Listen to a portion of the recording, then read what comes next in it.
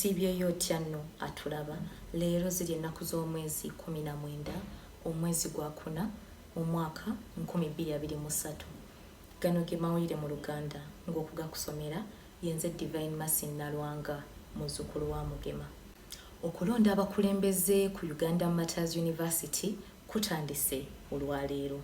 Zigenza okuwera ssaawa 3 ez'enkya ya leero ng'abayizi ba Uganda Martyrs University beeyiye dda mu auditorium okwetaba mu ttabamiruka w'okulonda abakulembeze baabwe ab'omwaka 2023.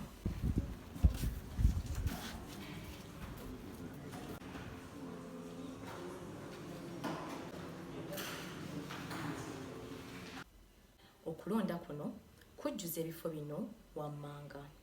Union President oba kiyite akulira akakiiko akatwala abayizi. Faculty Representative oba kiyite omukulembeze w'amasomo aga University.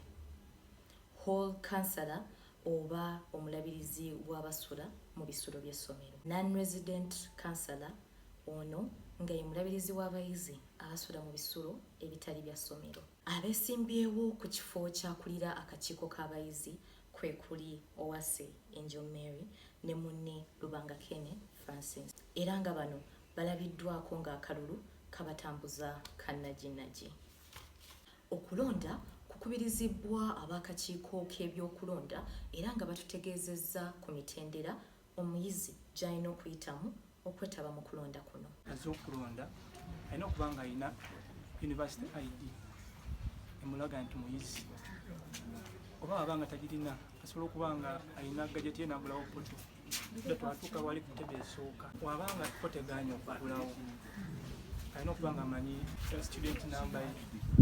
Ngobi Francis ngono y'omu ku bali ku kakiiko akalonzi atugambye nti bafunyeemu okutaataaganyizibwa oluvannyuma lwa ballot papers okutuuka ekikeerezi. Naye ate kino tekyalobedde kalulu kugenda mu maaso. Twaba tutegese okulonda nga kulina otandika ku ssaawa 2 naye wabaddewo ku delay in the delivering of ballot papers. Okulonda kudireyinzeemu olw'eyo ensonga ne kutandika ku ssaawa zibadde 3. Uwase Angel Mary ngono y'omu ku beesimbyewo ku kifo kya Union President akoowodde abawagizi be n'abagamba nti bajje bamulonde balabe omukyala ky'asobola okukola ng'atudde mu ntebe. Tusaba mujje mulonde, tusaba mujje mutuwagire, muwagire omukyala namwe mulabe kyensobola okukola.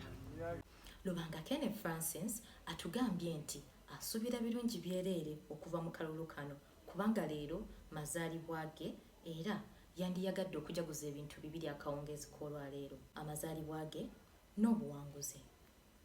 By today's voting, I hope to get the majority vote. Today happens to be my birthday, so let it also be my success day. I've voted, you can see from my fingerprint. Tukwagaliza amazaalibwa amalungi mwami Lubanga Francis. Ate bo abalonzi batutegeezezza nti manifesto ze baawulidde olunaku lw'eggulo ze zibasikiriza okujja balonde abakulembeze aba abasanyudde. Kandidate wange gwenjagala gwensuubiramu ekirungi okusinziira ku manifesto bye yatuwadde n'okusinziira ku ngeri gy'abadde addamu ebibuuzo. Abalonzi era balaze okusiima kwabwe ku ngeri okulonda kw'omulundi guno gye kwategekeddwamu okusinziira ku kulonda bulijjo bwe kutegekebwa. Okulonda kwa leero bwe nkomparinga n'okwalulyo kwa leero kubadde kulungi olw'ensonga abayizi basobodde okujjumbira mu mirembe mu kimpoozi tewaliwo okwesindika ate bongeddewo ebintu ebiri feeyi ebiraga nti tewali n'akasonda n'akamu akayinza okulaga nti obululu wayinza okubeerawo okubba. Ate bo abalonzi abamu basabye nti ku mulundi oguddako okulonda kuteekebwe mu kifo ekyere kino kibasobozese okulaba obulungi buli kigenda mu maaso ng'okulonda kugenda mu maaso.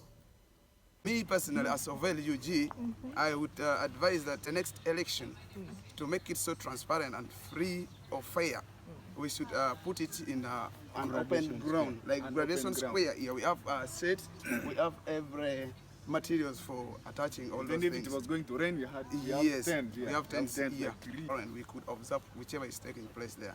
Abamu ku balonzi balabiddwako mu kanyoolagano oluvannyuma lw'okufuna obutakkaanya n'abamu ku bali ku kakiiko akalonzi ababadde bayimiridde ku mulyango. And producer is here. And the system is done. Okay. What you need to do? The names are there. What all do you need again? There is no Wi-Fi. Go and phone. There's no Wi-Fi. This is not.